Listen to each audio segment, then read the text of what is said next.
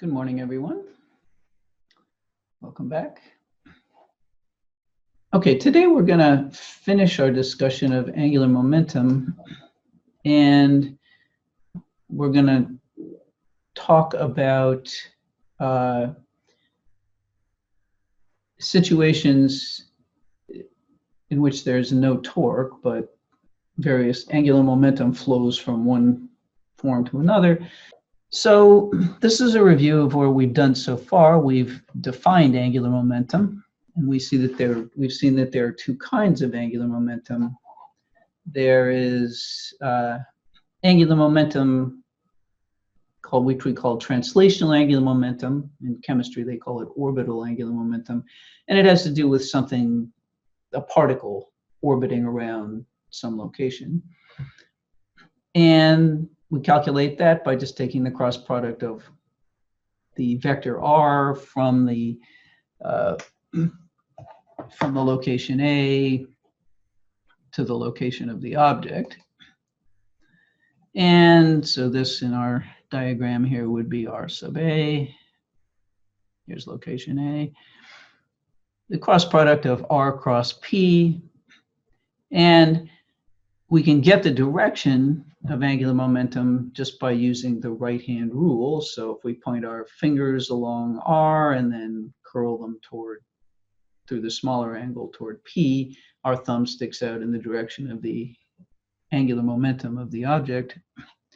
And we can either evaluate the cross product fully, or we can get the magnitude from magnitude of R times magnitude of P times sine of the angle between them.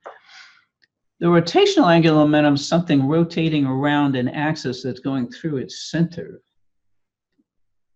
It is given by the moment of inertia times its angular velocity, also a vector. And the total angular momentum of a system is the sum of those two things.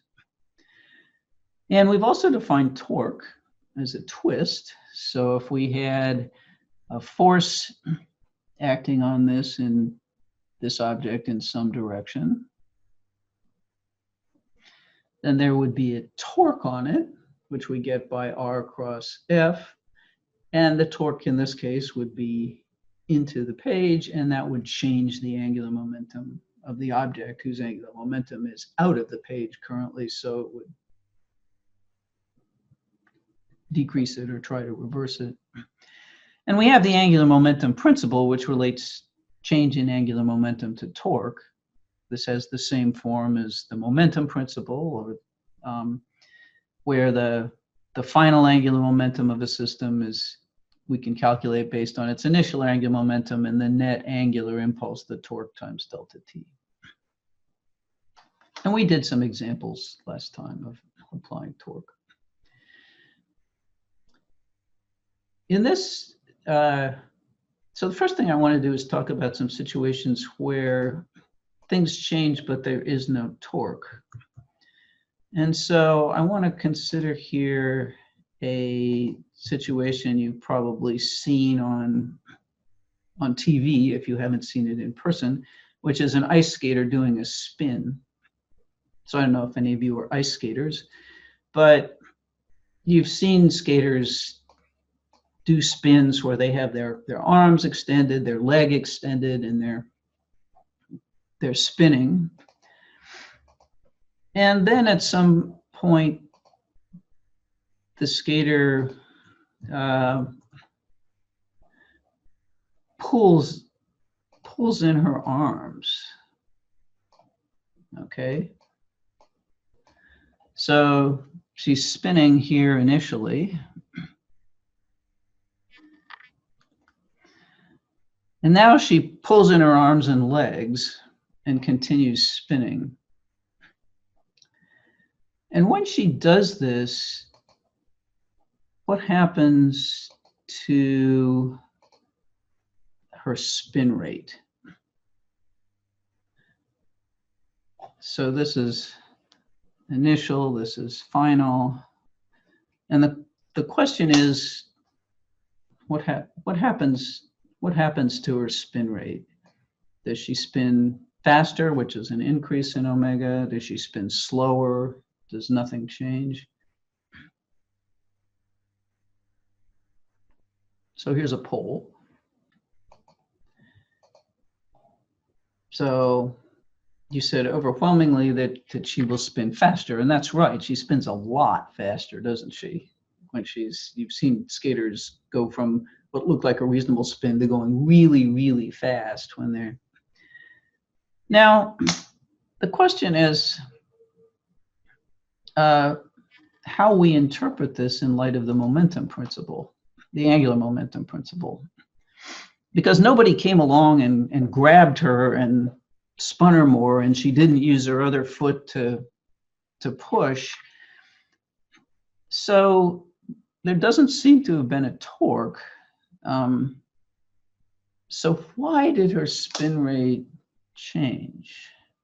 Why did she spin faster?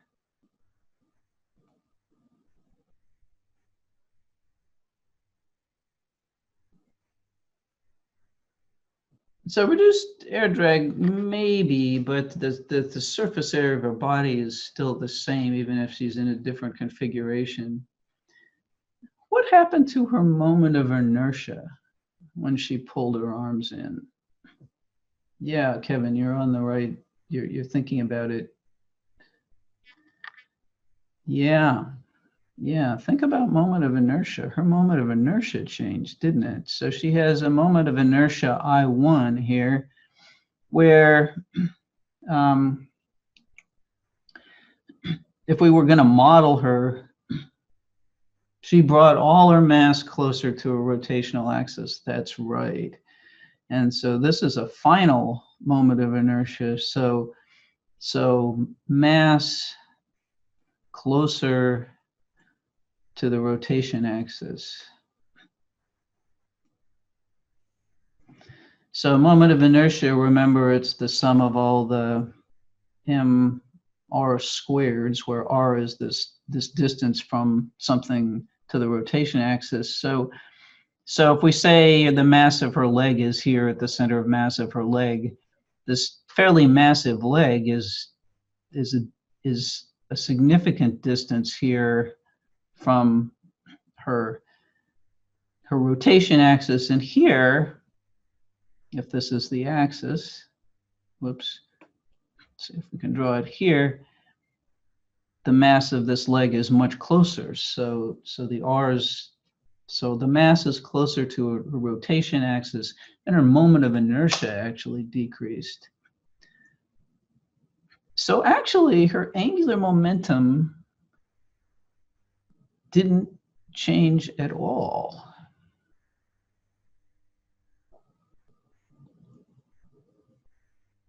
Because we have her initial moment of inertia times her initial angular velocity. Here we've got her final moment of inertia times her final angular velocity. So if her moment of inertia went down, then her angular velocity has to actually go up to compensate. And it didn't need a torque, an additional torque, to make her spin faster, because her angular momentum actually didn't change. Let's think about another situation here that's similar. So let's think about a diver doing a fancy dive. So here's our diver who's currently rotating probably this way, huh?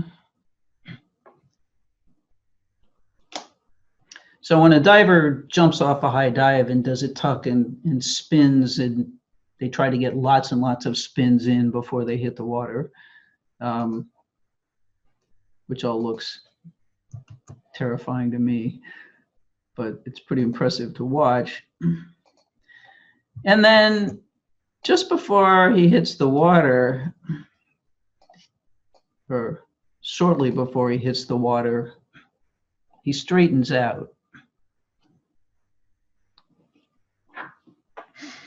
So here we've got a fairly high spin rate. So his angular speed is high. What happens when he extends his arms and his legs? So here we've got an initial angular momentum is his initial moment of inertia times his initial angular velocity. His final angular momentum is going to be his final moment of inertia times his final angular velocity. What happened to his moment of inertia here? What happened? Okay, so let's try a poll. So okay, what happens here? So here's we're asking about the diver now. The diver starts out tucked up, spinning really fast, and then eventually, shortly before he hits the water, he extends his arms and legs. What happens to his spin? So you said he spins much slower when he extends his arms and legs. And that's right. Okay, so he stops, he doesn't tumble as fast anymore. He spins much more slowly. And again, there was no torque. The only force acting on him really is a gravitational force. There could be some air resistance force, but probably not that much. And the gravitational force is acting through a center of mass, so that's not a torque in that situation. But so his angular momentum must have stayed constant. But why did he spin slower? What happened to his moment of inertia? So here the axis around which the diver is rotating is an axis going into the board. So the axis is perpendicular to the page here. And most of the diver's mass is actually pretty close to their center. Here, there's a lot of mass that's actually fairly far from the diver's center of mass. So the moment of inertia is actually larger. Yep, that's right. The radius from the center of his axis. And so the moment of inertia here is larger.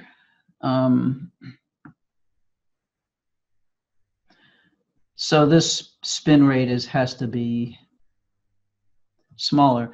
Now if they do it right, it looks like they've stopped rotating, but in fact they haven't.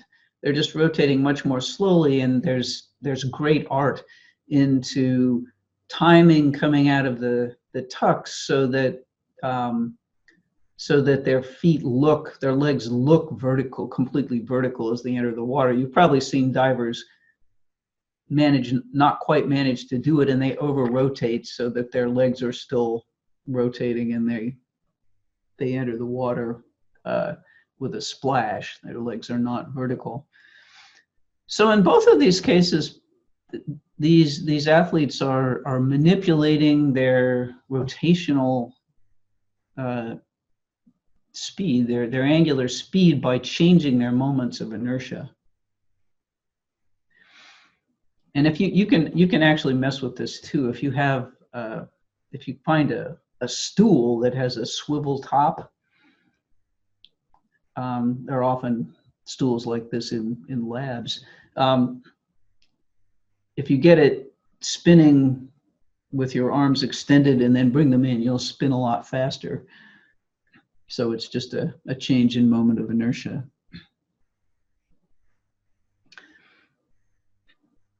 So in both of these cases, there was no external torque. And so the total angular momentum of the individual didn't actually change, but a change in moment of inertia changed the angular velocity.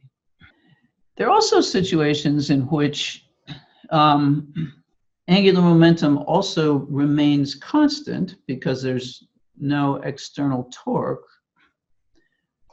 but it can actually change from being translational angular momentum to rotational angular momentum and back again,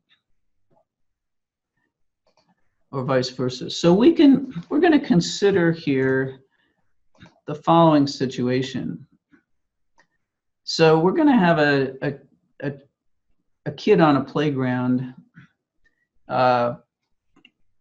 running towards one of these little playground rides where it's kind of a merry-go-round. If you run fast and jump onto it, the whole thing spins.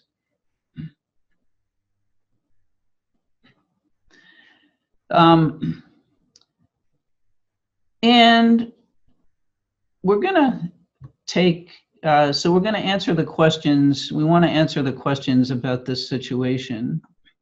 There are two questions. So how fast does the merry-go-round rotate just after the collision? And what happens to the kinetic energy that the kid initially had? So the merry-go-round's at rest to start out with. And to do this, we're going to need to use the angular momentum principle. Okay, so that's our plan here. We're going to analyze this problem in significant detail using angular momentum. So here is our first sort of planning question to consider. If we take, here, let me put this down below so I can make it bigger.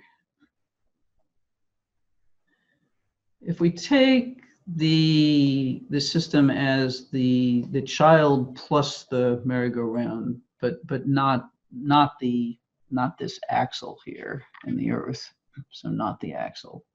You'll see why.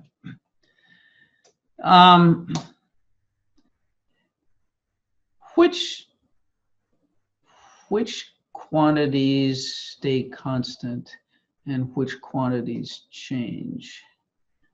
Okay, there are three quantities to consider. There's kinetic energy, there's the total momentum of the system, and there's the total angular momentum of the system. So the question is, in this process here, kid runs and jumps on the disc, which things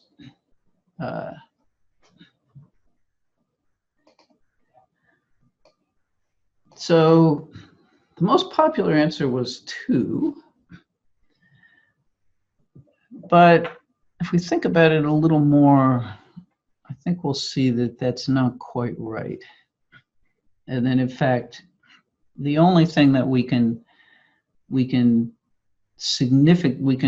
truly say actually remains constant is the angular momentum of the system.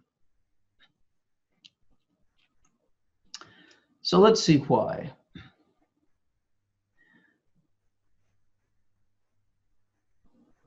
So first of all, let's think about kinetic energy.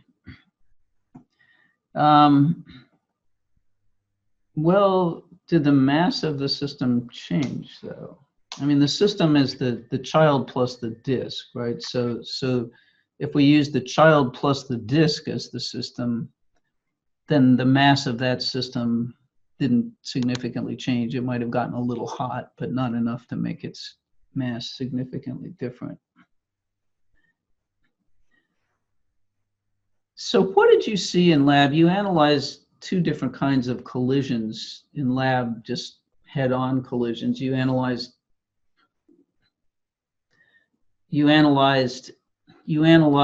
collisions where objects, 2 carts repelled each other with magnets, so there was no physical contact. And you analyzed collisions where they stuck together because there was sticky putty. And what did you see? What happened to energy in those 2 situations? In the collision of the carts that had magnets between them, so you had one cart, they had equal mass, I think, the thing you did in lab. So you had a cart come in, hit a cart that was stationary, This cart stopped. This one kept going with speed basically equal to the speed the first cart had just before this interaction, right? So the momentum, total momentum of the system in that case didn't change. And the kinetic energy of the system also didn't change. This was an elastic collision.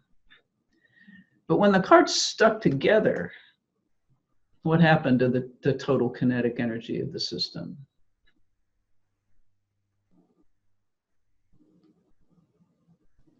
Decreased. Yeah, kinetic energy decreased, didn't it? So in a sticking collision,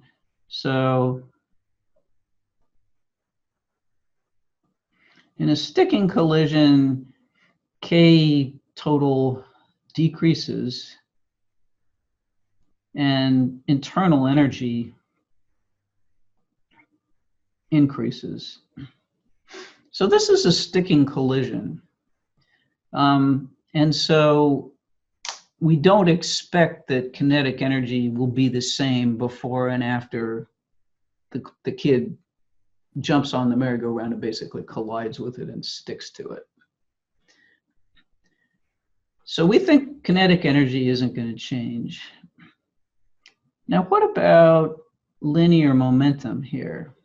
The child here has some initial momentum mv, so in the plus x direction, given our axis system here.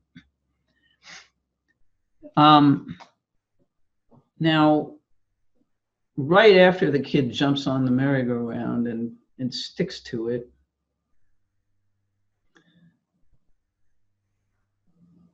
the merry-go-round starts to rotate, so the kid is still moving, but the kid is moving slower than they were when they were just running and jumping on the merry-go-round.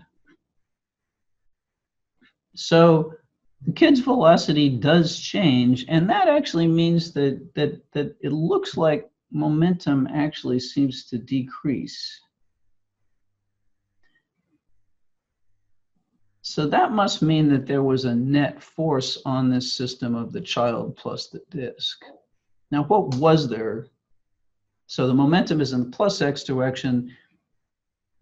Right after the kid is on the merry-go-round here, the kid is still moving, but we think they're going to be moving slower. So that's a smaller, we make v smaller here. So that must mean that there was a backwards force, and presumably that force was the merry-go-round slamming against the axle, so that the axle actually exerted a backwards force and decreased the momentum of the system. Or if you want to take the axle as part of the system, then it's in the earth, so the earth exerted a force that decreased the momentum. So the momentum of the system decreased, but so it looks like it's only the angular momentum that doesn't change.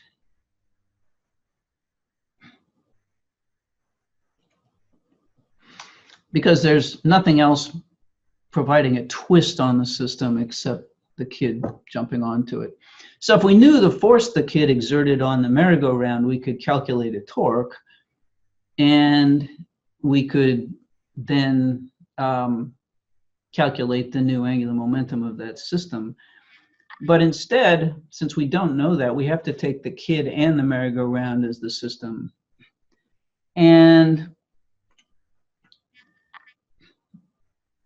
okay, well, for simplicity, it could have been spinning before impact, Cade. And then we would change its spin rate. The kid would change its spin rate by jumping on it. For simplicity, we're going to start it from rest, but even if it is spinning before the kid jumps on it, then we just have another term in the initial angular momentum, and we have to calculate the final thing. So what we're going to do here is analyze this in terms of the angular momentum principle and see if we can figure out, we can actually get a number for how fast the merry-go-round is spinning afterwards, and then we can calculate energy also. So, so here's our, let's redraw this picture here as the, so we're gonna sit on the top y-axis and look down because that just makes it easier to draw. So here's the merry-go-round and the axle. Here's the kid with initial velocity v. And we have the kid has a mass m, the merry-go-round has a mass big M, and a radius r. And we have numbers for that in the previous question there that we'll pull in. Now, presumably the location that we want to take angular momentum around. So initially we have this, so this is our initial situation. And our final situation over here is the kid on the merry-go-round, and the merry-go-round rotating that way with some angular speed omega.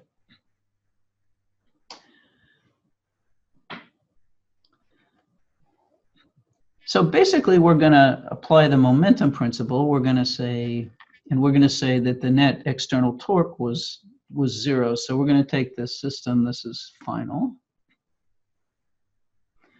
The system is the kid plus the disk.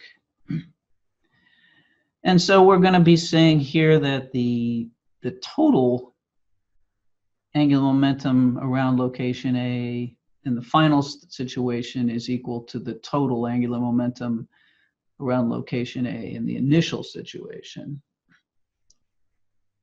And now we have to expand that equation.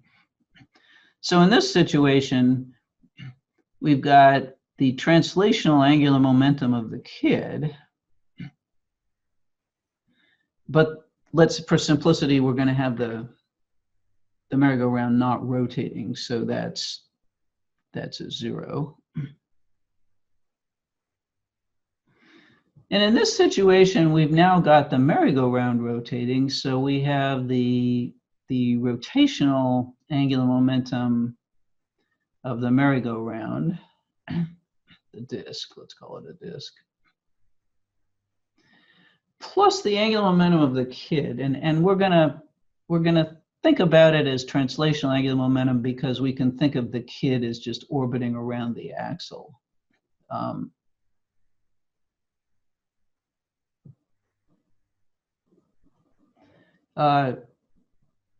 We can't just, it's if we want to consider it as rotational angular momentum, the kid actually changes the moment of inertia of this disk, so we'd have to actually work it out with a different moment of inertia. It would work out either way, but this is. So basically what we're going to say is that so what we're going to end up with here is that we're going to have these two terms, L rotation of the disk final plus L trans of the kid final is L trans of the kid initial. So that's going to be what we're doing. Okay. So the first thing to do is to get the angular momentum of the kid in this initial state.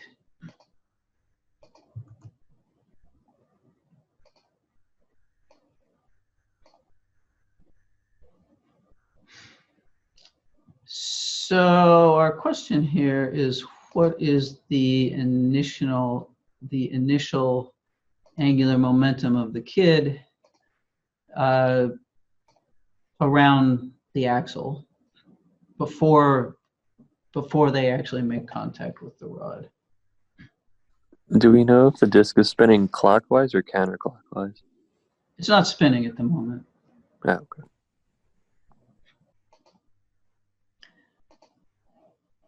So the answers are all over the map. Most popular answer is 0, which is wrong. And if you said 0, you haven't been thinking about all the work we've been doing in lecture and recitation and in the homework about calculating translational angular momentum relative to some location. So start thinking about that. So let's actually figure this out. And so let's redraw this this diagram from the top again so we can figure it out. So here's our disk. It's got a radius of what did it say here? It's got a radius of, let's go back and see let's get the numbers. 2 meters, 40 kilograms, 5 meters, okay. So this radius is 2 meters. The kid starts out 5 meters from the disk. The kid's mass is 40 kilograms. The kid's speed is 3 meters per second. So the angular momentum of the kid is r cross p. And here's location A.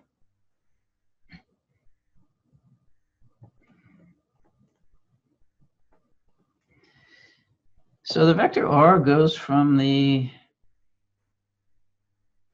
axle to the kid. And the momentum of the kid is in the direction of the kid's velocity. So here's our axis system. Let's draw axes. So this is the x-axis, and this is the plus z-axis going down on the page here. So we can actually figure this out. That's so that's going to be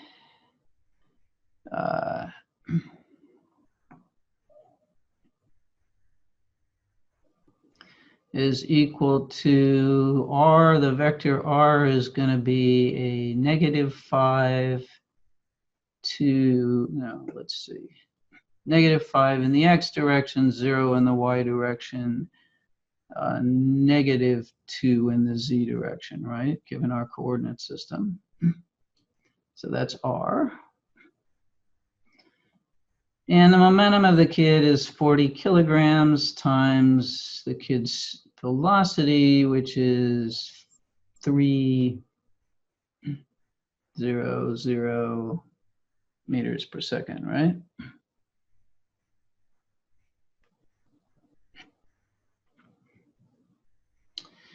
And we're clearly going to get an angular momentum in the plus y direction, and so we're going to have, if we have, here's r, there's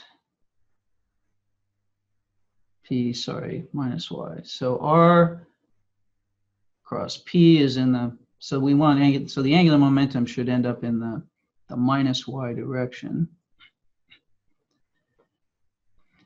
And so all we care about is the y component of this. And remember that the y component of this cross product is going to be rzpx minus rxpz. Why would it end up in the negative y? Yeah, it's negative y. No, I mean why? Well, so R cross, yeah, if you use your right hand, R cross P. So let's see what happens. Let's work it out. What do we get here? We get a 0, we get a negative 240 kilogram meters squared per second.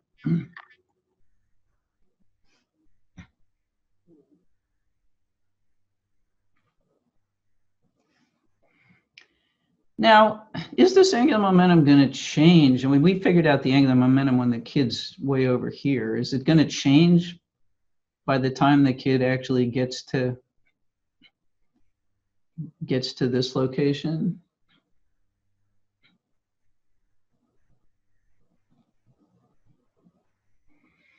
Okay, well, the right-hand rule is important to practice. You have to put the R and P tail to tail, and then you point your fingers along R. And when I point my fingers along R in this diagram, if I hold my hand like this, I actually can't rotate my fingers, so I have to turn my hand over so I can do that. Okay. All right. So notice that the only thing that really came into this, so we have these terms here. So RZ PX minus RX PZ. Because the only component, the only non-zero component of momentum was in the X direction, this contribution comes out to 0, and it's only this R sub Z piece, only the perpendicular distance that matters in this cross product. So as the kid runs along toward the merry-go-round, that distance isn't changing, and so their angular momentum is actually staying the same. Okay, questions about that piece? So now we need to consider, so we're done with the initial state. Now we need to consider the final state. So the correct answer is, yeah. So the correct answer, no, the correct answer was minus RMV actually here, because we had, so so here's R, here's the kid just before they jump on, so right there, so there's V. So R cross V is in the minus Y direction, and so we to write it, so the magnitude of the angular momentum is RMV, but to get it in the minus Y direction, we need 2.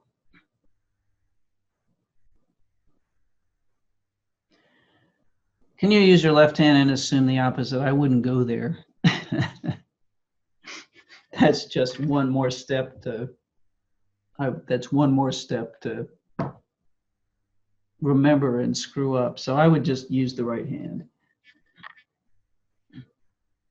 Okay, so why is R sub A negative? It's because of the way our axes run. So in this picture, here's the axis of the merry-go-round is the y-axis, and so the z-axis is pointing in this 3D picture. The z-axis is pointing out towards us. This is, so the merry-go-round is in the xz plane. So if we look at it from the top, so we sit up here on the top of the y-axis and we look down, we're going to see the x-axis running to the right and the plus z-axis running toward the bottom of the screen here. And so so a vector starting at the axle and going to the kid is actually going in the minus z direction. Yeah, so that's right, Gabriela. So angular momentum is always perpendicular to the plane. The vector is always perpendicular to the plane of motion. So if the motion is in the xz plane, then you know the angular momentum is either going to be plus or minus y. And if it's in the xy plane, you know it's going to be plus or minus z. Okay, and if it's in some odd, interestingly angled plane, then you're really just going to have to find the vector, perpendicular to that plane. And this is a little abstract, but it actually is really just about the only way to specify both the plane and the direction by making this vector perpendicular to the plane and then using our right hand pointing along that vector to give us the. Okay. So now after the collision here, if the moment of the inertia of the disk is I, and it's rotating with angular speed omega, what is the rotational angular momentum of this disk symbolically? So omega is a positive number because it's a speed. So now we're asking to convert it to a vector. So after the collision, we're now in the after state, not the before state. Okay, think about what we just said about planes and rotation. So most of you correctly realize that the angular momentum in this case has to be in the plus or minus y direction. If you said z, then you didn't understand what we just talked about, where we said that if the plane of motion is the xz plane, then the angular momentum is perpendicular to that plane, so it either has to be plus or minus y. So we can just rule those out right away because they're not perpendicular to the xz plane. We can rule this one out because the disk is rotating. And so the only question is the direction. And since the kid jumps on the merry-go-round this way, the merry-go-round is going to rotate that way. And so we're back to rotational angular momentum. If we curl our fingers in the direction of rotation of the merry-go-round, then we find our thumb sticking down. So the rotational angular momentum of the merry-go-round has to be in the minus y direction. And that makes sense. This is consistent with, let me get rid of that. This is consistent with what we found up here, that the initial angular momentum was in the minus y direction. And remember, we said our analysis is based on zero torque, external torque, so therefore the final angular momentum is going to be in the minus y direction too. So in fact, we've got the minus y direction. Would there ever be a case where the direction changes? Yeah, there can be a case when the direction changes. If the direction of the total angular momentum of the system changes, then there has to be an external torque, right? But you can certainly have a collision where, for example, if you've got some sort of a stick here that's a barbell that's rotating this way, say, with angular momentum, what does that make it? Into the page, and something comes along and let's see, something comes along and hits it and bounces off. The angular momentum, so it comes in and bounces off. The angular momentum of this rotating object could go the other way, then it could reverse it. So now it starts rotating that way, but compensated for by the change in angular momentum of the thing that collided with it. So that could be a change.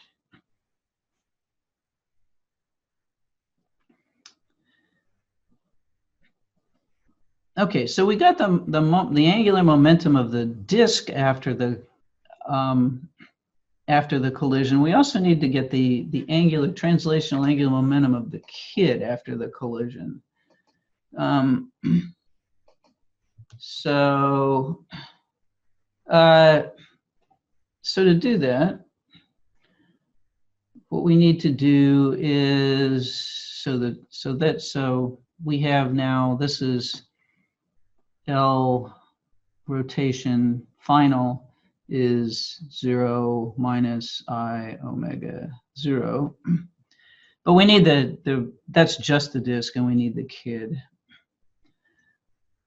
So we've got the kid stuck on the disk now, and the disk is rotating that way. We're again looking down, so this is X and that's Z, and we're sitting up here on the plus Y axis looking down. We have a drone and a camera looking down.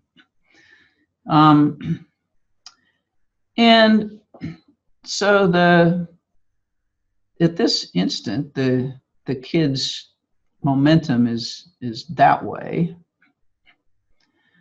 And so that's going to be an MV final.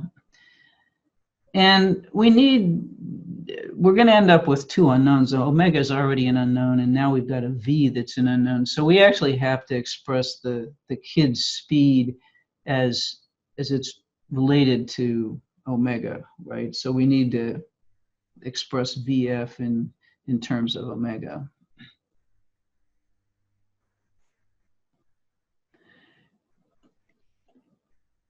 Okay, so remember that, so how do we do that? Remember that we can always figure it out because V is 2 pi r over the period, but 2 pi over the period is in fact omega, so V equals omega times the radius.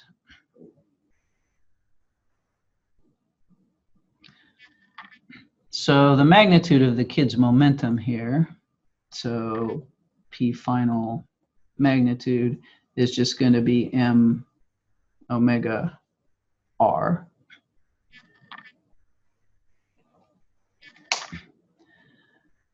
And so now, what is the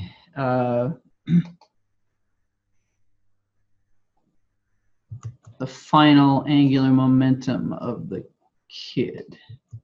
So let's write down, so we have P final equals M omega R. So what do we got here for the final angular momentum of the kid? Angular momentum, translational angular momentum of the kid, right? So here you have to remember the definition of translational angular momentum. Okay, let's see what you said. 2 is a popular answer. Why is 2 wrong? Doesn't it need to include a second R? Right, it doesn't. It's just the momentum. It's not the angular momentum. So this is the momentum, but momentum is not equal to angular momentum. So P is not equal to L. Yep, that's right, Julian. So it's just the magnitude. So we need L is R cross P. So the magnitude of L is magnitude of R cross P. So we need. So it's going to be the magnitude of L, if you want, is RP sine of 90 degrees. And so that's going to be an R times an M omega R times 1. And so and then it's going to be in the minus Y direction again. So in fact, the correct answer is 4. Okay, so now we're ready to, so questions about that. Okay, so let's put it all together. We're ready to actually calculate the, so we calculated the initial translational angular momentum of the kid, and we got 0, minus 240, 0 kilogram meters per second. So now we're ready to calculate this final angular momentum. We have an unknown in there. The unknown is going to be omega, right? So L final total is the translational angular momentum of the kid final plus the rotational angular momentum of the disk final. And so we have, they're both in the minus y direction, so we can actually just work with magnitudes and add the direction in later. So the magnitude of the final angular momentum is, well, we just figured that out. That's going to be r times an m omega r. So that gives us 2 meters times 40 kilograms times, well, we don't know what omega final is yet, so that's an unknown, times another 2 meters. And the rotational angular momentum, this is going to be equal to, we said, an I omega, the magnitude. So the rotational, the moment of inertia of a disk rotating around its axis, or even a cylinder rotating around its axis, is 1/2 mr squared, and that's something we look up. And so the mass of the disk,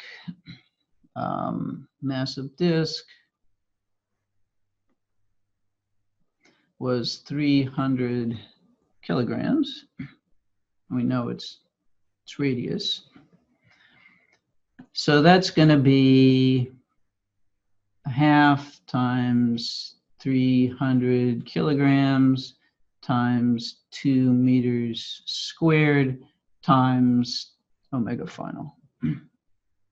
And so we can kind of simplify this. This is equal to omega final times, this comes out to 2 times 2 is 460 kilogram meters squared plus 600 kilogram meters squared times omega final. So that's the magnitude of the final angular momentum. And they're both in the same direction. And now we can invoke the angular momentum principle. So we have, in this case, we had L final equals L initial because the torque was 0. So here we've got omega final times 760 kilogram meters squared is equal to 240 kilogram meter squared per second. And so the final angular speed is going to be 240 over 760, so it's going to be 0.316 radians per second. And so the final angular momentum is in the minus y direction.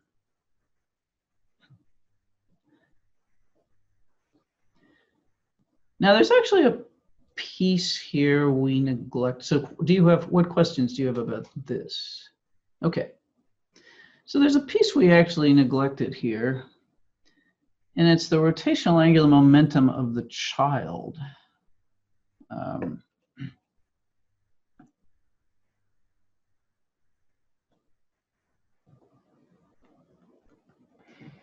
Now, does the kid have rotational angular momentum? Okay, why are there two R's in the L trans? It's because this omega R is the speed.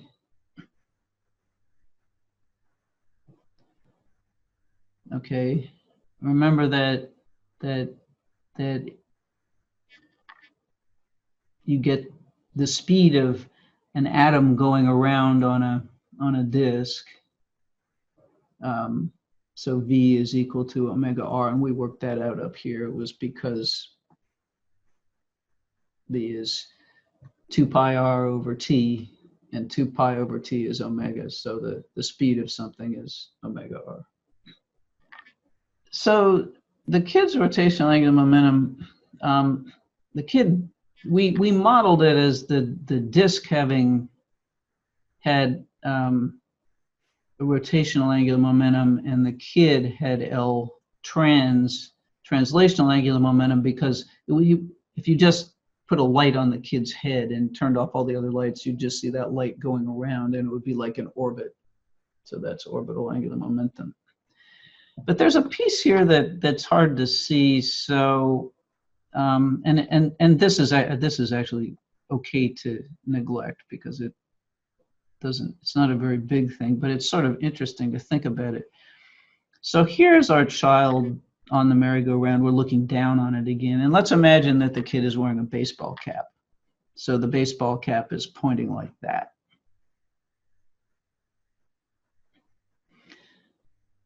And okay, that's a good question, and we'll get back to that. So so when the kids rotated around through a quarter turn, now their baseball cap is pointing that way. And when the kids here, their baseball cap is pointing that way. And when they're up here, their baseball cap is actually pointing that way. So if you just think about the kid is actually rotated the way they're facing, the way their nose is pointing through 360 degrees as the merry-go-round goes around. So in fact, the kid is rotating around their own axis. Now, that's a small effect because they have a small moment of inertia there, and it's not going to be a big deal compared to moment of inertia of a wheel. So Mitch's question is an interesting one. So when do you think about something as rotational angular momentum, and when do you think of it as translational angular momentum? And so the fundamental thing that we started with is translational angular momentum, and we derived rotational angular momentum from that, right? So we added up the angular momentum of every atom in the disk and got that rotation. And it has to be rotating around. So rotation means really rotation around the center of mass. Now, if we wanted, so rotational angular momentum is around an axis going through your own center of mass. So the kid is not, when we're thinking about the kid's biggest motion going around like that, the kid is not rotated. There's not rotation around the center of mass. This little effect is that. If we wanted to take about only rotational angular momentum of this system in the final state, then the moment of inertia would be a little bit different. Of the moment of inertia of disk plus kid would have to be the moment of inertia of the disk plus mass of the kid r squared. And then we could say that that's this whole, because that would be the way we figure out the moment of inertia of everything. And you could say that so that the L final would be equal to that, neglecting the kid's face spinning around, nose pointing in different directions. So you have to be consistent. You have to choose one. You're going to get the same answer if you do it this way, actually. But so just to finish up, we can actually look at energy. in this collision. We said we thought it would be not elastic because it was a sticking collision, but let's just see. So the initial kinetic energy was just the kid. That was just a half mv squared. And so that was a half times 40 kilograms times 3 meters per second squared, which was 180 joules. The final kinetic energy is now a half mv final squared for the kid plus a half I omega squared for the disk. So this is going to be a half times 40 kilograms times the final speed, which was omega r. So that's 0.316 radians per second times 2 meters squared. So that's the kid. And then the disk is a half times the moment of inertia of the disk, which is a half times 300 kilograms times 2 meters squared times omega squared, so 0.316 radians per second squared. And if we work that out, we actually, I think, get only 38 joules. So a lot of energy went into, a lot of this kinetic energy went into internal energy. So the disk might be vibrating, the soles of the kid's shoes might be hot. So what other questions do you have about this? This took a little longer than I thought it would, but I think it was actually a good analysis to go through because it made us be really careful about thinking about the pieces of angular momentum and putting them together. So does the kid have rotational angular momentum after the collision? Well, the kid does have a little bit, but it's just due to this thing that we talked about, that the direction of their nose is pointing, and that's a pointing in different directions, so that essentially they've rotated around their axis once. But it's not a big deal because the kid's going to have a very small moment of inertia compared to the disk, so we can actually neglect it.